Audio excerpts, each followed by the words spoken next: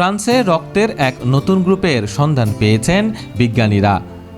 এটির নাম দেওয়া হয়েছে গোয়াডা নেগেটিভ। এই বিরল রক্তের গ্রুপটি প্রথম শনাক্ত হয় প্রায় 15 বছর আগে এক ফরাসি নারীর দেহে, যার শেকড় ক্যারিবিয়ার দ্বীপ গুয়াদেলুপে। ফরাসি জাতীয় রক্ত সঞ্চালন সংস্থা দ্য ফ্রেঞ্চ ব্লাড স্টাবলিশমেন্ট জানায় 2011 সালে অস্ত্রোপচারের আগে ওই নারীর রক্তে একটি অজানা অ্যান্টিবডি শনাক্ত হয়। তবে প্রযুক্তিগত সীমাবদ্ধতার কারণে বিশ্লেষণ পিছিয়ে পড়ে। 2019 সালে ডিএনএ সিকোয়েন্সিংয়ের মাধ্যমে গবেষকরা ওই রক্তে বিরল এক জেনেটিক মিউটেশন খুঁজে পান।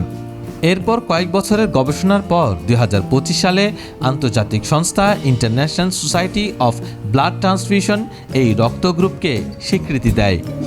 গবেষক থিয়েরি পিয়ারডাট বলেছেন, এটি কোনো সাধারণ রক্তের ধরন নয়।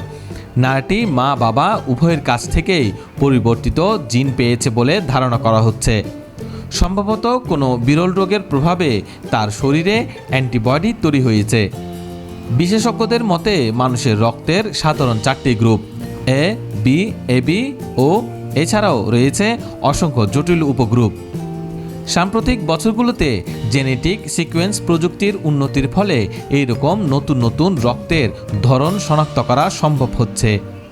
বিশ্বজুড়ে এমন বিরল রক্তের গ্রুপ পাওয়া গেলেও চিকিৎসা ও রক্তদানের দিক থেকে এটি হতে পারে এক বড় চ্যালেঞ্জ।